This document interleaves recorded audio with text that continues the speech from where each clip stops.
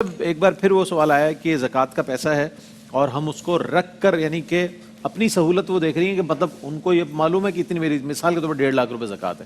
اب وہ اس میں سے کوئی مطلب 30-40 ہزار روپے فی الحال دے کر بقیہ اماؤنٹ ابھی ان کے پاس ہے نہیں موجود، یعنی کہیں سے آنا ہے یا جو بھی ارینج کریں گے. پھر وہ کہہ رہی ہے میں اس کو قسطوں میں دینا چاہتی ہوں مہینے کے اعتبار سے کسی جس کو بھی دینا ہے، تو کیا یہ پاسبل ہے؟ اور دوسری بات یہ کہ ایک صاحب نے پوچھا کہ میں پچھلے سال بیٹھا تھا اعتکاف میں لیکن بہت ہی ضروری کسی وجہ سے میں تیسرے دن اٹھ گیا، تو اس کی کوئی قضا کوئی کیا ہے فرمائیے. بسم اللہ الرحمن الرحیم. دیکھیں زکوٰۃ کا مسئلہ تو یہ ہے کہ جیسے انسان ادائیگی پہ قادر ہو اور مستحقین بھی موجود ہوں تو پھر تو ایک دن کی تاخیر بھی گناہ ہوتی ہے. لیکن اگر فرض کر لیں پیسہ زکوٰۃ کی ادائیگی کے لیے موجود نہیں ہے، بن رہی ہے زکوٰۃ لیکن کیش وغیرہ موجود نہیں ہے، تو تھوڑا سا ویٹ کر سکتے ہیں، پھر وہ آہستہ آہستہ دے دیں.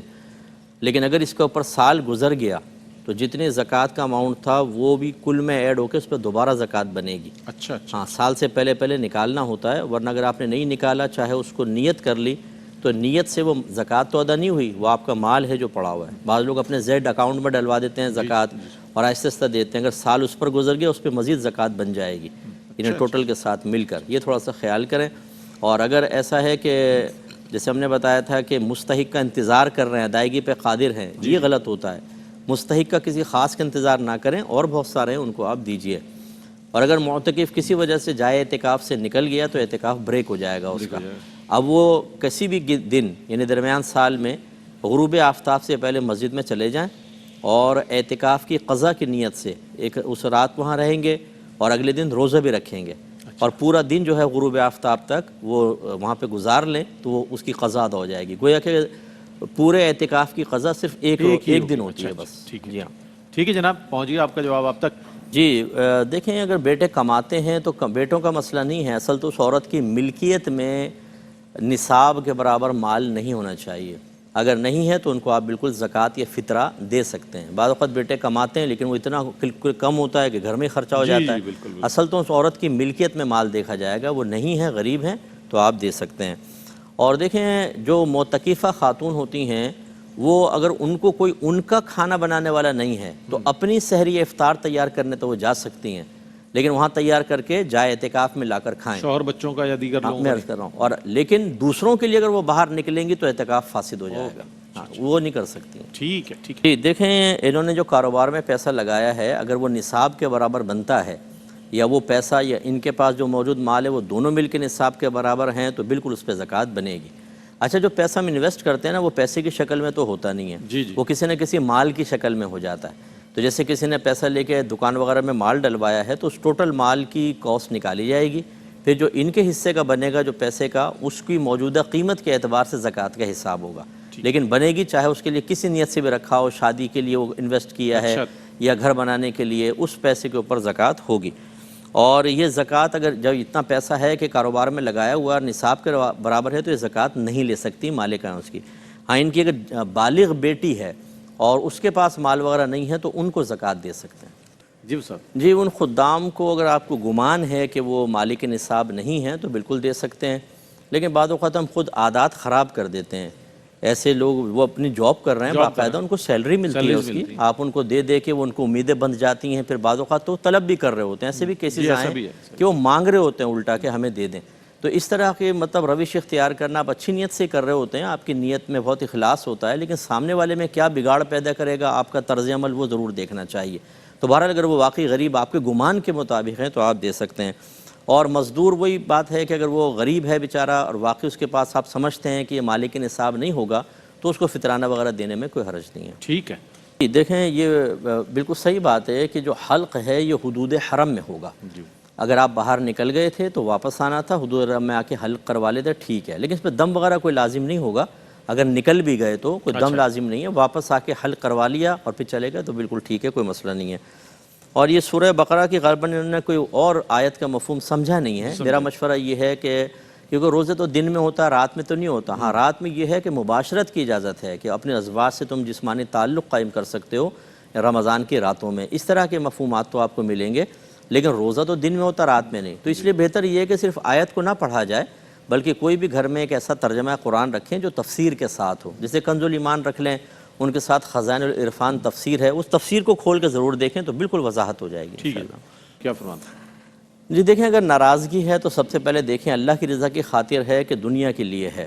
اگر اللہ کے لیے ہے، مثال کے طور پہ کوئی بہت اعلانیہ بڑے گناہ کر رہا ہے یا اس کے عقیدے میں کوئی خطرناک قسم کا بگاڑ پیدا ہوا ہے، تب تو جدا رہنا ہی واجب ہوتا ہے۔ لیکن اگر ایسا نہیں ہے، عموماً ہمارے نفسانی خواہشات کے تابع ہو کے اختلافات ہوتے ہیں، تو نبی کریم صلی اللہ علیہ وسلم نے فرمایا کسی مسلمان کے لیے جائز نہیں کسی مسلمان سے 3 دن سے زیادہ ناراض رہے، یہ منع فرمایا۔ اور ان میں بہتر وہ ہے جو سلام میں پہل کرے۔ ایک روایت میں فرمایا جس نے پہل کر لی اور سامنے والا راضی نہ ہوا تو یہ گناہ سے نکل گیا، اب گناہ کا وبال اس پر ہوگا۔ بلکہ ایک روایت میں فرمایا جو 1 سال تک کسی سے ناراض رہے بغیر کسی شرعی وجہ کے تو یہ اس کے قتل کی مثل ہے، یعنی اس کے قتل کا گناہ جیسے ہے۔ اور ایک روایت میں فرمایا اگر اسی حالت میں مر گیا تو جہنم میں جائے گا۔ اس لیے یہ قرآن لا کر راضی کرنے کی حاجت نہیں، ویسے ہی راضی ہو جانا چاہیے اور ان چھوٹی چھوٹی چیزوں کو دور کریں۔ یہی وائرسز ہماری اگلی نسلوں میں منتقل ہوتے ہیں اور پھر وہ بڑوں کے مرنے کے بعد ساری زندگی ایک دوسرے کا منہ نہیں دیکھتے اور وبال بڑوں پر جاتا رہے گا، انہیں اپنی قبر میں اس کا بھگتنا پڑے گا عذاب یا آخرت کے اندر کہ آپ نے نسلوں کو قطع رحمی کی طرف مائل کیا۔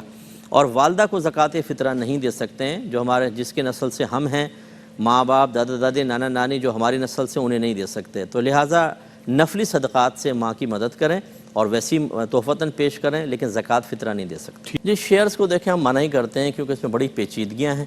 آپ جس بھی کمپنی کے شیئر خریدتے ہیں تو اس کمپنی کے تمام مالی معاملات میں آپ انوالو ہو جاتے ہیں۔ اگر وہ سودی معاملات کرتے ہیں تو اس میں بھی آپ انوالو ہو جائیں گے، تمام معاملات میں انوالو مانے جائیں گے، اور یہ ایک حصہ آپ خریدنے کے باوجود مالکانہ تصرف اس میں بالکل بھی نہیں کر سکتے۔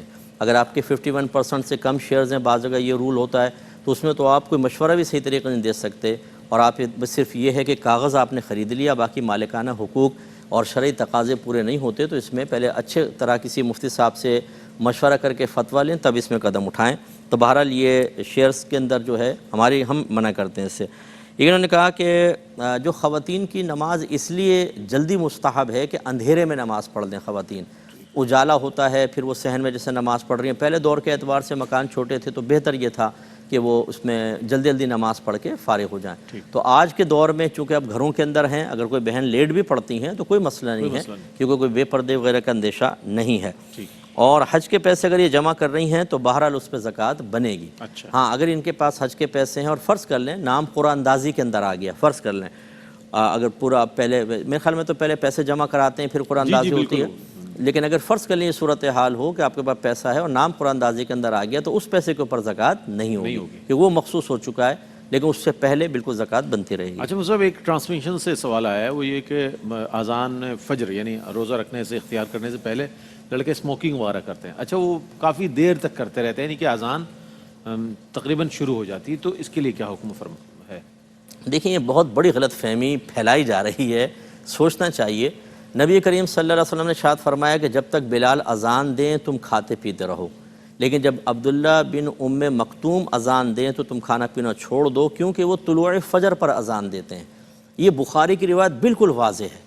اس کا مطلب یہ ہے کہ حضرت بلال تہجد کی اذان دیتے تھے تو سحری تو ختم ہی نہیں ہوتی تھی، تو سرکار نے فرمایا کھاتے پیتے رہو۔ عبداللہ بن ام مکتوم طلوع فجر پہ اذان دیتے تھے اور آپ تھے نابینا صحابی، آپ کو تو نظر ہی نہیں آتا تھا، صحابہ بتاتے تھے طلوع فجر ہو گئی اذان دے دیں، اور سرکار نے فرمایا اس سے پہلے پہلے کھا سکتے ہو۔ اور ایک روایت میں بخاری کی روایت ہے، صحابہ کہتے ہیں کہ ہم سحری بند کرتے تھے، ہم سرکار کے ساتھ ہوتے سحری کرتے، سحری میں اور اذان میں اتنا فاصلہ ہوتا تھا کہ 50 آیات پڑھ لیتے۔ اب آپ اندازہ کریں تو وہ والی روایات لے لیں کہ پیالے کے اندر کھانا ہے تو کھاتے رہو چاہے اذان ہوتی رہے۔ اب خود سوچئے کہ جب ایک وقت مخصوص ہے روزے کی ابتدا کا تو پھر کیسے شریعت کھانا کھانے کی اجازت دے گی؟ پھر اس کا مطلب ہے کہ پیالے میں اتنا سارا کھانا لے لو، سارا دن ہی کھاتے رہو اور چلتا رہے گا معاملہ، اس کو کیسے منع کریں گے پھر آپ یہ بتائیے؟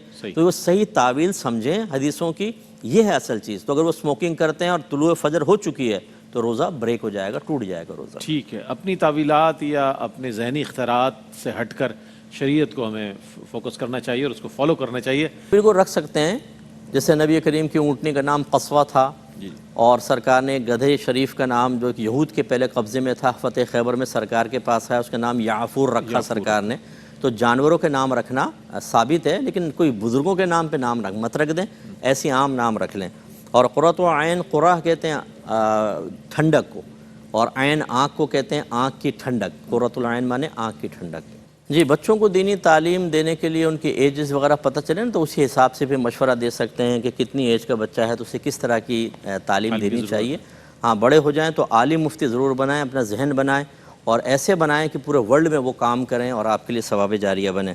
غیبت کی تعریف یہ ہوتی ہے کہ بلا اجازت شرع کسی مسلمان بھائی کی وہ برائی جو اس کی ذات میں یا اس کی چیزیں جو متعلق ہیں ان میں ہو اور اس کو پیٹھ پیچھے بیان کیا جائے. بلا اجازت شرع کی قید سے سب چیزیں واضح ہوتی ہیں کہ بعض اوقات اجازت شرع ہوتی ہے. مثلا آپ کافر کی غیبت کر سکتے ہیں، جو علانیہ گناہ کر رہا ہے اس کی کر سکتے ہیں. آپ نے ڈاکٹر کو کوئی مسئلہ بتانا ہے، جج کے سامنے فریاد کرنی ہے، وہ اپنے ساری کر سکتا ہے. اسی طریقے سے اگر اظہار افسوس کرنا ہو کہ یار وہ بیچارہ دیکھیں ایسا کر رہا ہے، اعلانیہ گناہ کر رہا ہے اور آپ اظہار افسوس کے طور پہ کہہ رہے ہیں، یہ بھی شرعاً جائز ہوتی ہے.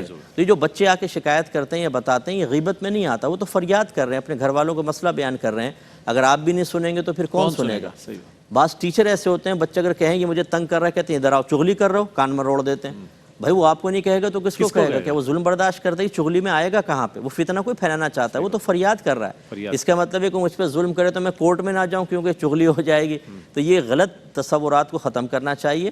تو اگر بچے آ کر کہتے ہیں تو ٹھیک ہے. ہاں، اضافی اس کے علاوہ بھی کوئی برائیاں کرنے لگیں تو کہو کہ نہیں، وہ نہیں کریں آپ، وہ اضافی ہیں. جو اپنے معاملہ ہے، جو مسئلہ ہے، اس سے متعلق جو کہا وہ ٹھیک ہے. یعنی کہ لمیٹیشنز قائم کرنا اس میں بھی ضروری ہوتا ہے.